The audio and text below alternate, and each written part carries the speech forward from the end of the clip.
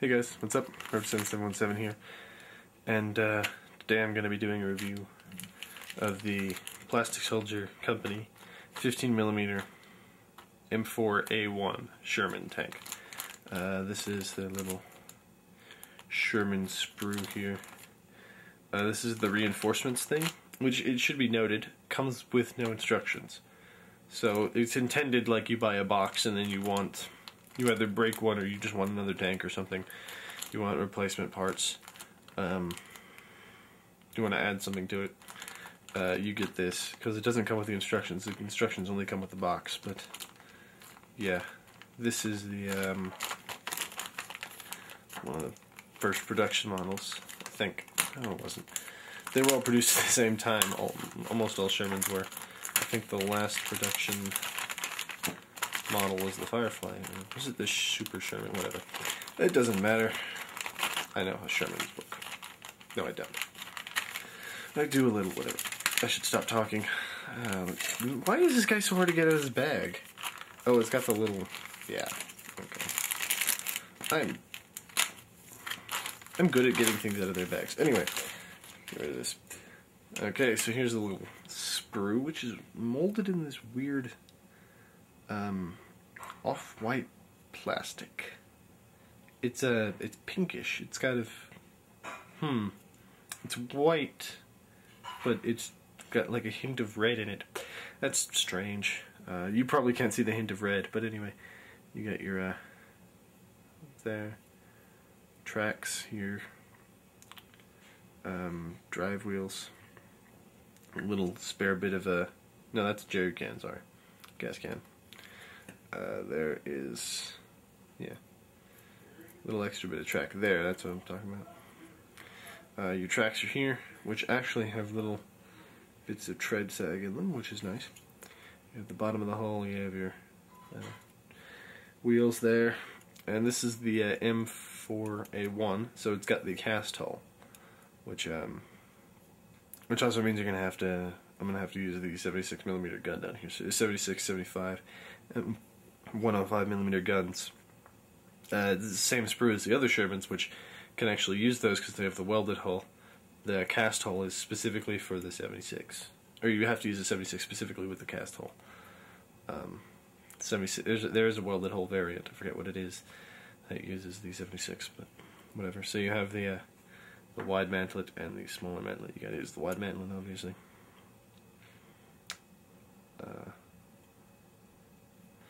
You have your little hatches. You got your hatches. You have your little. There's a British and an American there, if you can see that. There's a British and an American commander that you can use. You have your little bits and bobs everywhere. You have your 30 cal right there. And actually, if you can see on the front there, there's that hole, sort of a hole, indention right here is the what you use on that, which is the little hull-mounted machine gun. So yeah, most of this, well, about half of this stuff won't be used for this particular tank, which is unfortunate, but okay. I'm gonna go build this tank and come back. I'm back, and the lighting has taken a turn for the worse because in the white light I was just using, this guy kind of looks like a gray or a white blob. So hopefully you can see the detail at least a little bit better, even if it's not as crisp as it would be otherwise. I finished this little guy now. I omitted a few parts, like the there's an extra bit of like skirt armor that goes with the tracks that is optional. You don't really need it. It is historically accurate depending on where you are, so it depends on where you want the tank to be. I don't care where the tank is, I just want it to look good, and I think it looks better without that on. You may think it looks better with it on, I don't care.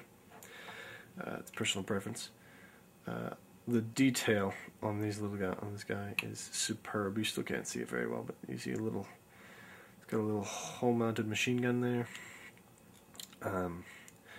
These hatches here. This one is a one flap hatch. This is a 2 flap hatch over here. That one, and each flap is actually independent. So you could have. It came with the 2 people. I could have actually put both people in there, and had them looking around and stuff. Although that would be quite silly if it was in a battle scenario or whatever. But each one does have the ability to open. You have to kind of glue it closed, which is all right. You got this little 30 cal on the top here. I think it's a 30 cal, and it actually does rotate for me because I didn't glue that in. So I'm being very careful with it, but I can rotate mine. You probably would want to glue that in. I didn't think it would be a problem for me, especially if you're like gaming or something. You probably turning the machine gun won't really matter too much, and you're going to be using it a lot, so you probably want to glue that if you're gaming with it. Obviously, the turret does rotate. There's no securing mechanism, so it just kind of sits there and pops right off if your tank is destroyed. Obviously, for gaming. The treads is where my biggest problem is. I waited to put the treads on later, like if I was going to paint it, because I might get some of these to paint. I would treads first and then put them on later. That's a pain. And the treads still have this gap, which you can see right there, in both the front and back. I also put the treads on kind of wrong, so one of my treads is a bit crooked. That's my fault, not the model's fault, obviously. I'm just bad at putting models together.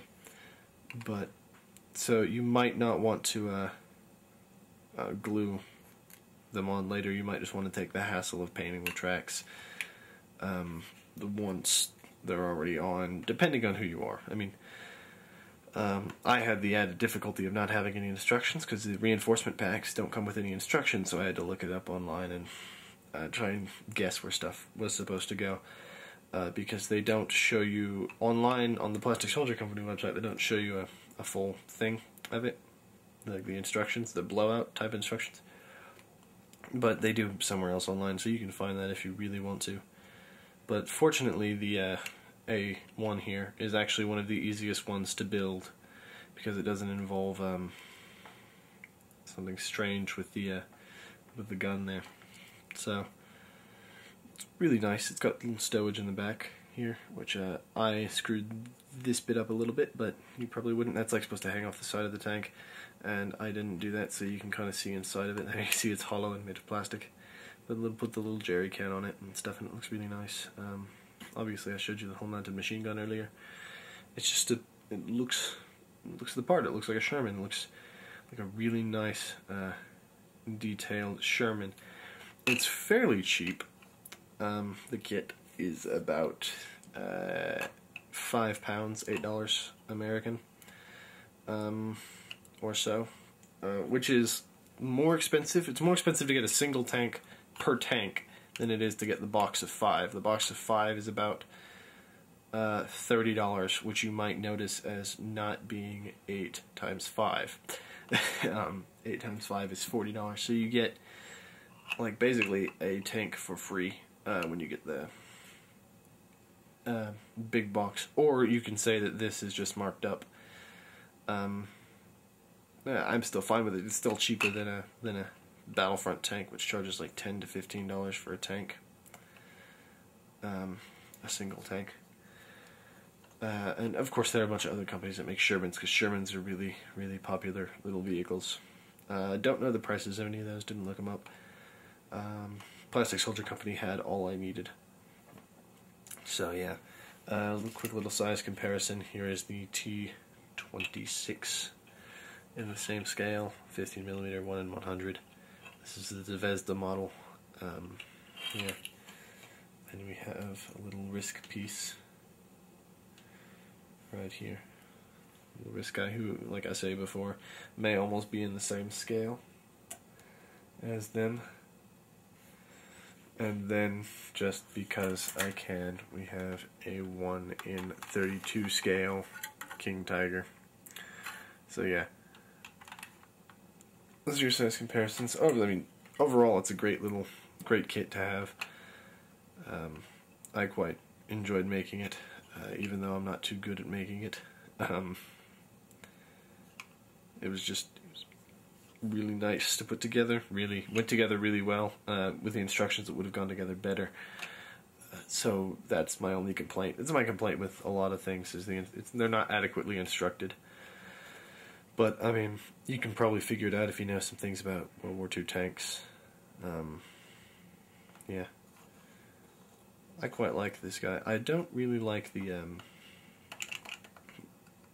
wide turret. Don't really like that wide turret. And so I like the cast hole, and the cast hole only goes with a wide turret, so. Dang, World War II production. Okay, anyway, don't know what I'm doing now. So, that is the little Sherman M4A1 tank by Plastic Soldier Company. It's good. Bye.